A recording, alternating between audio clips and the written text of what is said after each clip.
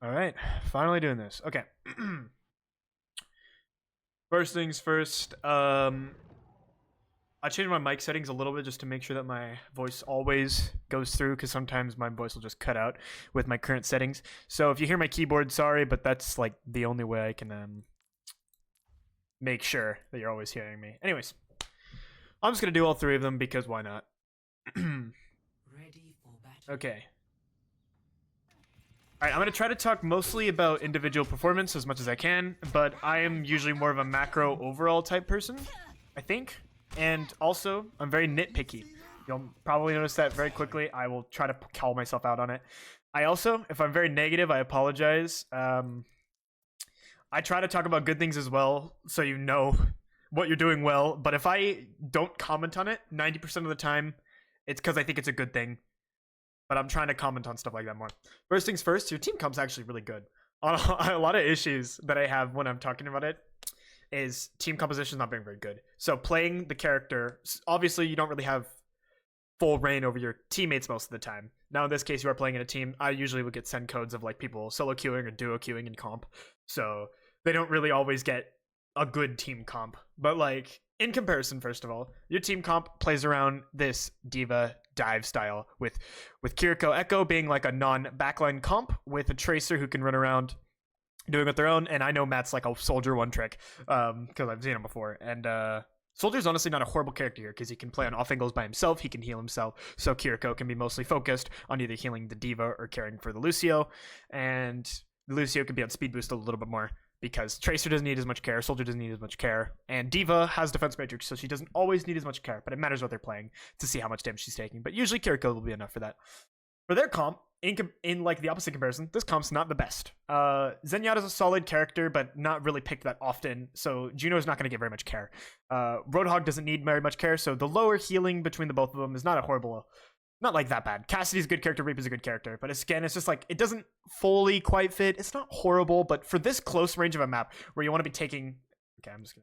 Whatever, okay. Just like this close range of a match, we're going to be taking engagements over a small point like this, where, you know, either high ground or this side over here. Like, fights are going to be happen pretty close range. Usually teams will match which side they're on in comparison to the other side. And if they're not, which is what they want to be playing for, you guys are playing dive. So you're probably going to want to match wherever they are. You do not want to go into a poke fight against the Cassidy and the Zenyatta. Long story short. Anyways, I'm just gonna... No more ranting. Let's just go. Long story short, your team comp is better than theirs, and I hope you guys take advantage of it. I'm like 90% sure your team like wins overall a lot of the time. So, I'm not too worried about you guys, okay? Hyro, I like it. That was just an opportunity where you could use Suzu. I imagine you thought about it right afterwards. And then, okay. Alright, first things first. This Suzu was not necessarily wanted. I get why you did it, but like, they're full HP.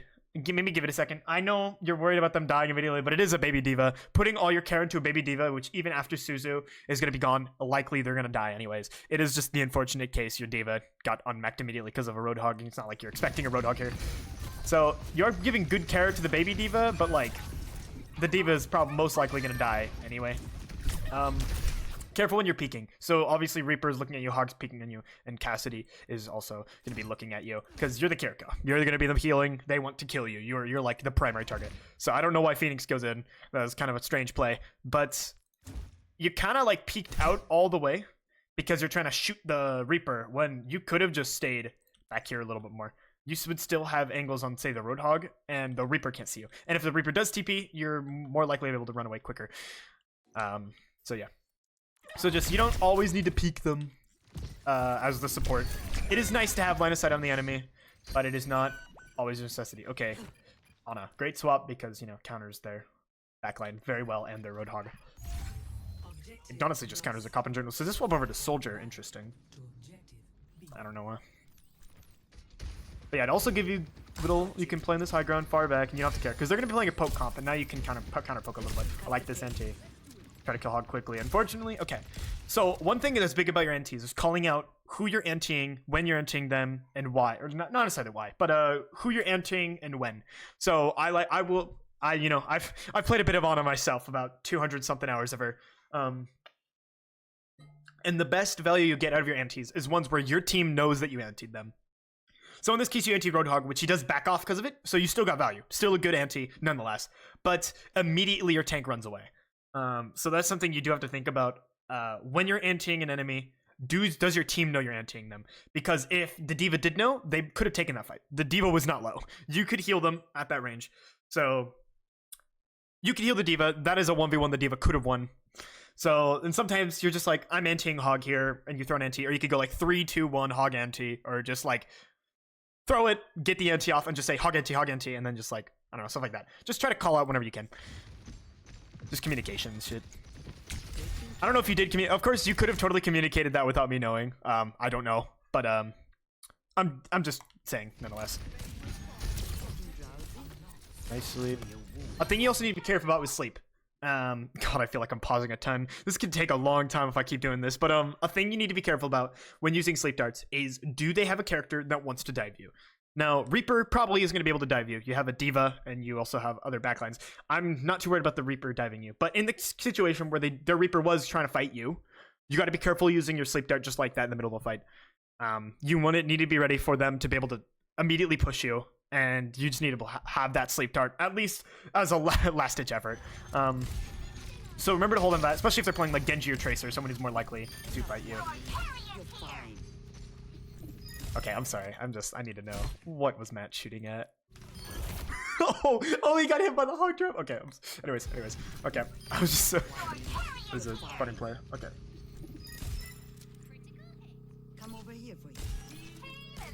Never be afraid to shoot the enemy. Now, I'm not saying you have been so far. This is just a tip in general. Never be afraid to shoot the enemy. Ana has really good damage. Now you need to be careful pushing this middle objective. You don't really have a great spot you can sit, especially now that they swapped to the Zarya. It's going to be even harder for your D.Va to pop off. Okay, I like that you tried to anti. I like that. Now your D.Va kind of made a risky position going in that early, that critical. Sometimes you need to just like call out to your team like, not yet, don't push in yet. Obviously they're not necessarily going to listen to you, but there are times where it's just like, don't go in yet, you know, like you're not ready. There are resets, even middle of fight, like no one's dead yet, the fight is still technically happening, you need to reset sometimes. I like that sleep, because that saved your teammates. That was a good sleep. Okay, the D.Va bomb is an interesting play. The kills too, never mind, that was a good play. D.Va bomb is so interesting. Now we beat. I do not like this beat at all. That is a post-fight beat. Ooh, okay, clean little sleep there, I like it.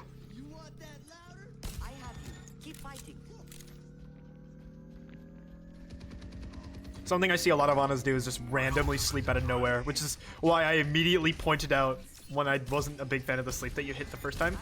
Where it's like, they just kind of do it mid-fight, and then they don't have it on cooldown when necessary. Like in this case, you're trying to get... Okay, this is 2 kill plus 1. Like, I like the sleep that you're doing where it's like, people are trying to... Okay, this one, I don't like this meta very much. It's again similar to like the beat at the end of the fight. We've already gotten 2 picks. At this point, you mostly should need to be worried about just finding those kills and keeping your team up. You do not need to nano. If, say, someone was about to die, maybe. But, look how low their soldier is. They're down both supports. I don't think the nano was as necessary. Even if it did help clean up.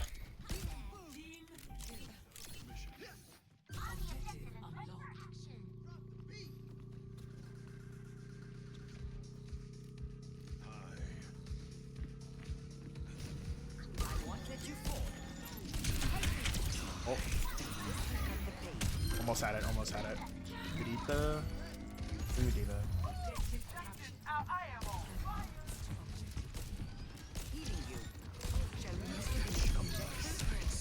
Oh, I knew it. Hell yeah, nice nade. Something you need to be careful about with that nade. It was a good nade, because I think if I had to guess, you're probably going to maybe heal your team with this nade. Excuse me. And you didn't quite have it. But if you see 2 people right there compared to 1, you did get the kill, which is good. But there's 2 people right here, especially that Ana. So Ana can't nade herself or get any care from her supports or anything. And it is good you still hit the soldier, but this is my nitpicking that I talked about in the beginning. Sometimes hitting the 2 people is a little bit better. So like you can slam against the wall right here. That's a big thing as well. Throwing nades against walls is one of my favorite things, because like you can go above shields that way. Like say Reinhardt was just holding shield right here. You can throw it above his shield, like against the wall right up here, and it'll still hit the Reinhardt who's standing in the spot that they are. You know, stuff like that. So just slamming against the wall, hitting 2 people is tiny bit more value, but because you canceled the ult, it is actually better. So I'm being just super nitpicky. That's one of the things you need to think about in general. Ana's kind of a lot about just getting a ton of value with your abilities, because she's so fucking good at that. She's such good abilities. Okay. I think you just be careful. Don't push in. Like, maybe try to get an ultimate out at most. That's just in general how you want to play these maps. You don't really want to use ultimates.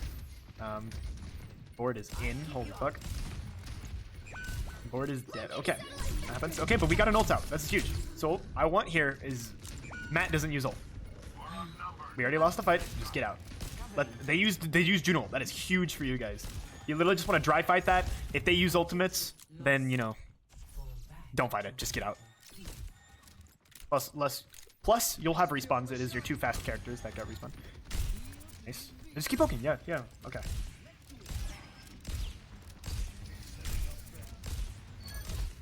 Maybe something you could try. Okay, I'll explain this at the end. About WASD aim.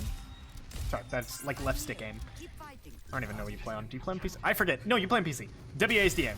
Left hand aim. Moving aim. Okay. I'll explain it after this and kind of show off what I mean. But I think it could really help. Because there's times where you're like over moving your mouse. You're just like over moving your mouse and you're almost shooting to the side of them, or like over adjusting. That's the big way to put it. Over adjusting. You're like expecting them to walk to the side when they're not or something. And I'll show you. I'll show you what I mean.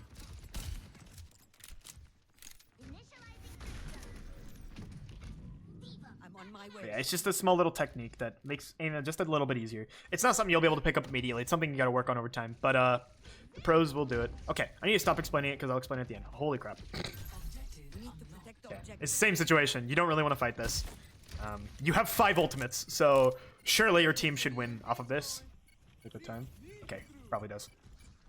Gonna dip in then. Okay. Poke fight again.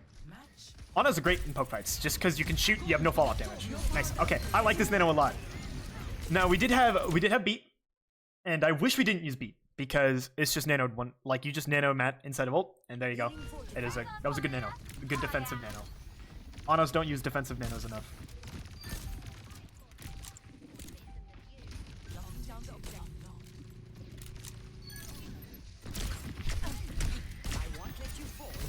Kill quick, yep.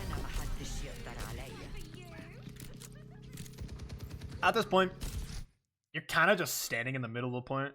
Something you want to think about is with your positioning is how much can you see your enemies versus how much they can see you. I prefer this spot like back here a little bit because the reason why is you can back up if needed. There's like a health pack, you can back up to behind the cover. Or in this case, I wouldn't even contest point yourself, maybe, probably not. Obviously, you already won the fight, so again, this is nitpicking. So this is just in general. But maybe sitting back here, let your team cap the point, and then you just kind of sit back here. Ana, especially towards like overtimes and last fight scenarios, does not want to be on point because she is pretty much a free kill when she's just in the middle of everyone. You do not want to be in the middle of the fight. You want to be at the end of the edge of the fight. Okay, but at this point, because you're just triple capping is faster than double capping, I wish Phoenix stayed instead. Doesn't matter though. Cool, good shit. I like your Ana. It's pretty good. I want to grab another code.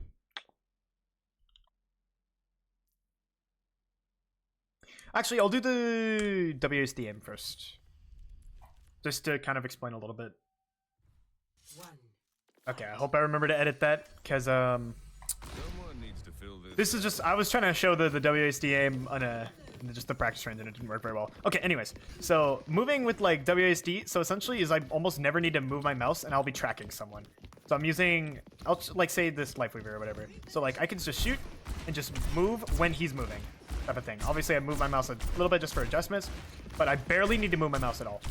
And that's sometimes you're like, there's the one time I pointed it out when you're just shooting at that Ana, where instead of like just moving across her so much, just move a little bit and just follow their movements. Think of it as the way as like smooth is fast, or slow is smooth and smooth is fast. That's like the best way I can put it. So Lucio's a little bit harder because his hitbox changes so much, but like, just watch the way they move. So they move right here, I go right. They move left, I go left. It's like, It's a simple way of putting it, and that way it's a lot more consistent land shots. At first, that was just like a little flick, but aim comes with time. But this is just one of those like aim strategies. You know, sometimes you just walk. They walk into your cross. Oh my god, I can't shoot. It's the same as like you walk in. They walk into your crosshair, but instead you walk your crosshair into the right position. You barely even need to move your mouse. You just move. You just move with them. Like when they go left, they go right.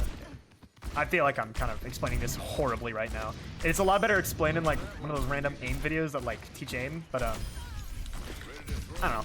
If you want, I can find a video to recommend that teaches this, but like, you know, it's way easier to track them when you just follow the way they're moving. That's like a pro way to do it. It's really nice. Anyways, I think I saved a code.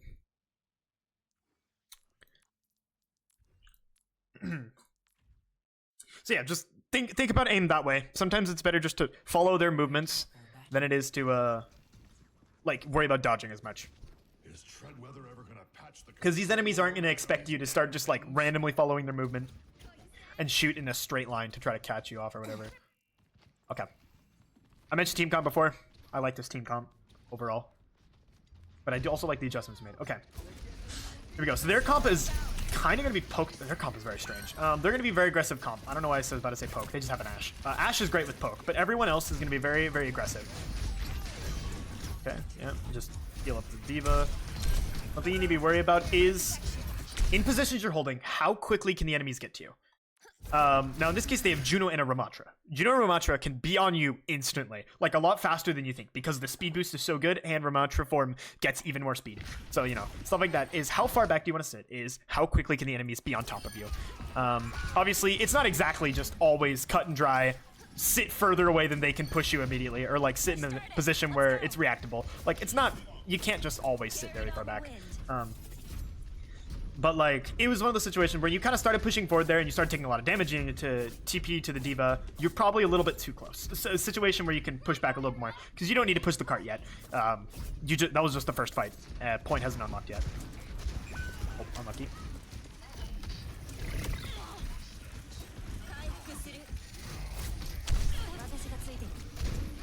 Another thing, there's another nitpick. It's kind of probably a little bit better for you to go for your soldier, to TP to the soldier instead of the D.Va, just because it's a little bit further out. When I TP, I always try to TP out to the furthest person away from like the fight and the drama, essentially, like what is happening in the fight. It's always a little bit easier just to TP to the person who's the furthest. And also be careful with that TP, because you don't know what kind of fight the D.Va's in. Oh, Suzu. If no one's shooting at you, it's likely that they're not going to be shooting at your teammate either. So be careful when making a Suzu like that, because if they know you don't have Suzu and they wanted to make a play, they're like, say, Anana's been waiting for you to Suzu to anti, or a Queen has been waiting to Suzu for she can pop a roll. I know I just immediately list the antis, but like stuff like that, like a Suzu right there would have been nice. Now it did come up back on cooldown, but if the fight happened quicker, if the enemy team was a little better at capitalizing on cooldowns, you Suzuing the D.Va probably would have got called out. Even because like even the D.Va's in a safe spot. You didn't need to Suzu it. Wow, I'm yapping so hard up for some reason. I'm just gonna focus on the fight. But yeah, anyway, just nice cleanup. Do a little damage. Again, you don't really need to Suzu there. But fight's over, so it's not a huge deal. So now you need to be careful. You don't have D.Va mech, and that's essentially meaning you don't have a tank. Even if you do have 5 players, you don't have a tank. They want to kill this baby.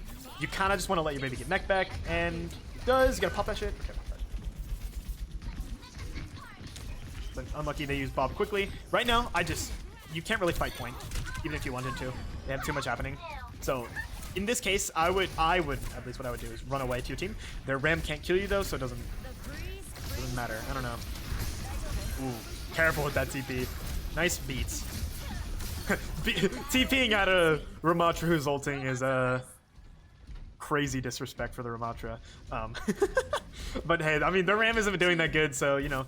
If the enemy team is either respecting you too much or like not, I don't know how to explain it. If they're not pressuring you enough, then don't respect them. Like, show them that you can hold random angles like that. That's what really pisses them off. You ever have like that one random DPS or that one support that just flanks the whole game and just gets hella kills? Like that is the same thing where it's like you not respecting that player, and or they're not respecting you, because you need to make the enemies respect you. You need to make the enemies like be scared of you. So sometimes you can hold like more aggressive positions because you don't care. Kiriko's not the best. Actually, no, Kiriko's a great example of just like going on a random flank route because she can. Now, Lucio isn't the great care for the rest of the team to make up for her going for those plays. So the Lucio would be the better case here. Lucio Kiri setups for Kiriko are kind of boring because Kiriko kind of just has to be a heal bot. But you know, there's sometimes where you can just, enemies just don't give any respect to the enemies. Just say, fuck it, I'm gonna go on off angle here. I do that a lot on Alari. It's fun. God, why am I yapping so much about literally stuff that's not in the fight? I mean, there's just not much to talk about, I feel like. Your team is just rolling them. Which, hey, that's a good thing. If there's not much for me to talk about, then that's overall a good thing. One of my recommendations, if you have a game that's a loss, whether it's competitive or any scrim or match or whatever, anything that's a loss, that stuff is usually better to talk on, or especially a close loss. If it's a close loss, then I can try to find things that you could have done better to make it a win instead. But like, you're kind of just destroying them right now. Like, what can I say there? Like, Suzu a little bit quicker, but like, not a big deal. Team kill, we cap, probably just fish off the map right now. Oh. Like, there's it's hard for me to just find random stuff because like, you don't really need to change much right now if you're winning this easily. Anyways, so I'm hoping that my random like nitpick stuff is helpful in the end. I don't know. I don't want to put myself in a bad light where like I have no idea how to coach. I don't really know what to talk about here. Okay.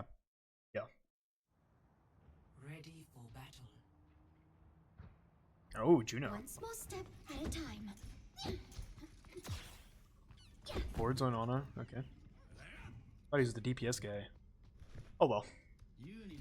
But he is Jade for Ana. Interesting. Something has to change. We must accelerate. Alright, this is a nitpick thing. You can throw, I don't know if you've ever seen it before, you can like throw Juno Ring in the doorway at like, I usually do it around 3 seconds just in case a teammate is a little bit slower, like looking at their phone. But throw it before the map starts, before like the door opens. So right when people are walking through, they get speed boost and your cooldown starts sooner.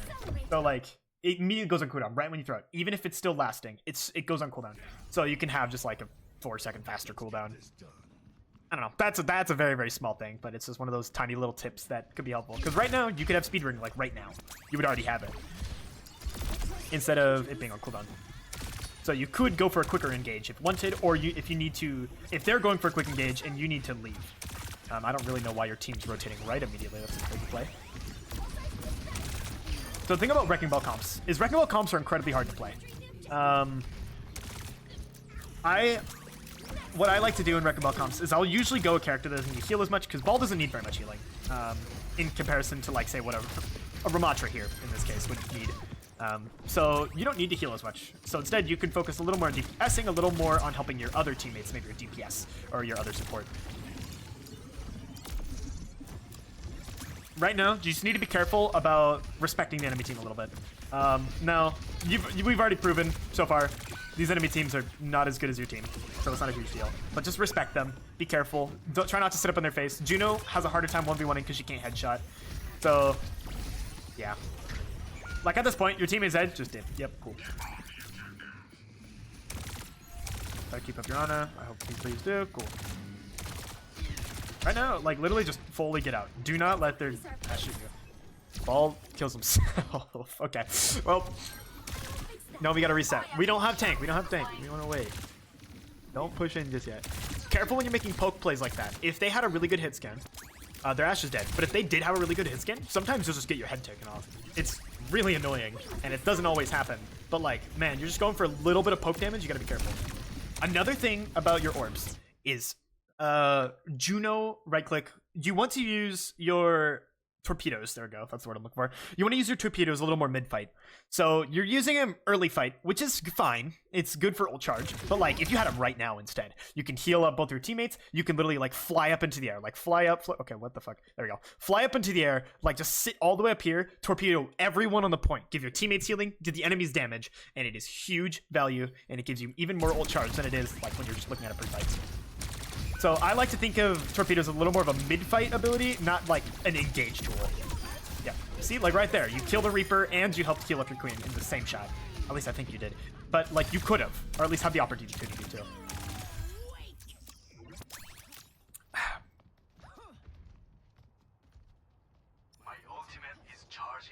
Alright, we have Juno ult. A good thing about Juno ult is you can use it very, very flexibly. But the best way to use it, usually, is you want to take the first fight. So, you already found a pick. I don't know what's happening here. I don't know if you're like looking at your phone, someone's texting you or something. That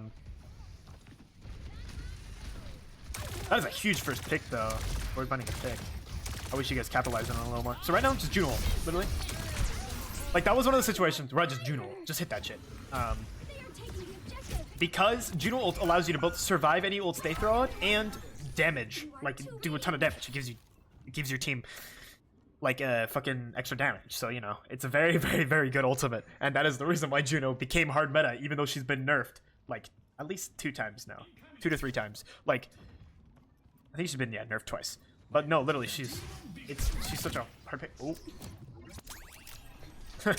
I think that looks like a myth click. Miss click. Wow, I can speak. Nice. Okay.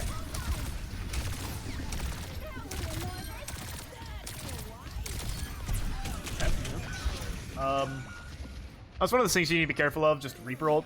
Very, very good counter to Juno ult. Yeah. That's just like an ult tracking thing. You gotta be careful. As for the Brig swap, honestly, I think I prefer the Juno. You can sit a little bit further back, but Brig is still a good character here. And honestly, Brig is a higher 2 character. That was a very early nano.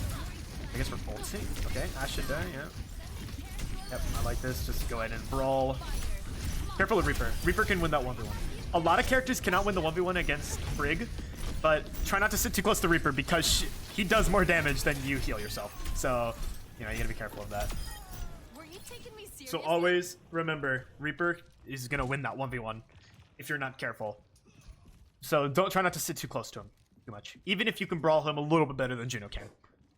A good Reaper is very annoying as a Juno, I'm gonna be honest. Even though you can sit further away, it doesn't matter. Reaper, if he's on your ass, holy shit, it's annoying. He'll just 2-tap you, it's so annoying. Alright, looks like they want to walk right. The Brig's job in a Brig Ana, it really is to protect the Ana. So you want to be very cognizant of your Ana. Be careful. Like, your Queen and your Ana are playing in 2 different spots. I really don't like where your Ana's playing at all. I really don't like that position where Bird's holding on the side. It's not very beneficial to the team overall. But the Brig swap looks like it's doing numbers, so that's a good thing. Always be wary of a boop off. You never know if they make a switch to Wrecking Ball, to Pharah, to Lucio. You always be ready for someone to boop you off. Even though you always run right anyway, so it doesn't matter. Just, again, a thing to be cognizant of. Okay, Alari's just alone. So in that situation, you need to pay attention, like, okay, Alari's alone, let's just run on that shit. You're running a Queen comp, Queen can just run an Alari. Queen Brig, hell yeah. Now, I know with Brig Ana, you usually want to be protecting your Ana, but in a Queen comp specifically, this is, I guess, counteracting. This is going to be more of a Brawl Brig style, which is actually the current meta with Juno Brig. It is a Brawl Brig style. Brig wants to get in their fight, which you're actually doing very well. So, I didn't mention that before, but that is true. In a dive Brig setup, then you usually want to be protecting your other support, which is 90% of the time going to be an Ana, if your team is playing the good characters for that setup. And then in that case, you watch your Ana a little more. But either then, you're still the peel for the Ana. You do need to pay attention, because fucking Board's on a mission over there by themselves. Very weird play. I do not like how your Ana's playing. But, you know, protect your Ana a little bit. Give him packs. Sometimes you gotta just sit next to him. Because see, now they're just running through the middle. Like, why is that happening? Okay, fight this Ram. Again, give him just no respect. Oop.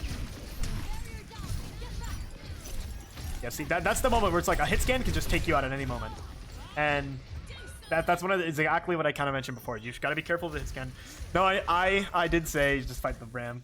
Maybe that was a bad play on my part. Bad choice of words. Do be wary of the enemy team. That is what happens when you're not wary of the enemy team. You get your head taken off. I really hope your team doesn't push here. You're down in Ana. Don't push here. Now, Rally in this situation, there's not really much for you to counter. So what you really got to do, I guess, is like, counter the rambles, or yep, you go in with it. Ooh, yeah, you missed your bash, unlucky. If you miss your bash like that, just back out. You're not, even if you're Brig with a rally and you just live a lot of stuff, you're not gonna live that. God, again with the early nanos, I do not like it. You're nanoing so far back. It's like, you gotta take a second for the queen to fucking react to it. Like, literally, we just go like, all right, go in. And then what I like to do in Ana is I wait for them, if you're ever playing Ana, you know, again, wait for your teammate to go in, and then as they're going in, that's when you nano them. Because that means they get maximum amount of value for nano. Because sometimes there's, like, the start of the nano, you don't want, like, the first second you're like, oh shit, I got nanoed, fuck, I need to go in. Sometimes you don't have cooldowns, sometimes you don't have, like, whatever, like, so unless you're doing it defensively, of course. Instead, just always be wary of, okay, now this is just a little tip for you. You come to the side over here and bash this way, you can sometimes get people off the map. There's a Reaper right there, but sometimes you can kind of catch someone slacking, sitting on the edge. Like, this ram here. The fuck his legs doing? Anyways, God, replays are so weird. Just a small little, that's just a little fun tip. Don't do that all the time, because again, their Ashe has been getting some picks, so you need to be careful with that. But if you just do it one time, just catch him off guard. It's pretty funny. It's the same as like a Roadhog peeking over there trying to find a hook off the map. Yeah, just hold up your shield, try to dip. Yeah, that's just they use Bob. They have ults, you guys don't. Yeah, it'll be soldier ult. Interesting. Yep, you just wait. You saw what happened to Board when you peeked the Ashe before. Try to be careful when peeking them again. Yep, you peek with shield, I like. Yep. So in this situation, you can actually walk left. So they're just gonna hold you here. And remember, there's always this way you can go. Okay, Matt's going this way. There's always this way you can go. Because they will have to fight right here instead. Sometimes they'll probably match you a lot of time. They will match you. But I mean, it's still a good play, because like going this way is hard as hell. It's just a single bridge. You can't fall off the sides. You can't really play this cover very well because there's kind of a pit here. So it's like the best you can sit is like back here, or you have to go all the way back here. Like there's not much cover for you to play off of when trying to push this way. And they have this entire wall they can play behind. They can back up all the way onto point. They can back up even all the way back here if really, really necessary. But or like into this room, you know, like they have plenty of ways to get back while your team doesn't. So that's why a lot of teams will push this way, where they have this room they can play in, they have this rock they can play behind if necessary, and they have this doorway they can, I don't know, some characters can jump across the gap.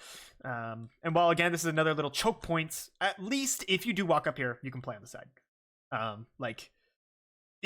Sometimes you got to think about the ways that you're pushing. Is this the best way of going? Against their Ashe, might not be. Against their possible Reaper ults, it might, you know, it might not be. And the Queen just kind of goes in. And because you guys don't have an ultimate to push out, it's going to be hard. They use Valk here. That's good. Even though you guys already pretty much lost the fight, they use Valk. That is a good fight, nonetheless. I really hope your team doesn't fight this anymore. We need a reset. Alright, we got to reset. Okay, now you're going this way. Perfect. Your team isn't, though, and Brig kind of needs to play with team a little bit. You don't really... The flank Brig play is not one that's very popular. But hey, if it works, it works. Right there. That was a big Queen ult. Queen ult's so good. I love Queen ult. It's so fun. There we go. That's map. Cool. Alright, well, like I said before, if you have a code where your team actually loses, or you're playing comp game and it's close or something, like, even if you win, but it's close, you know, like, these maps weren't that crazy close. Even if, like, that round was close, like, overall, your team, it's just like, your team didn't have ultimates. You didn't use ults very well.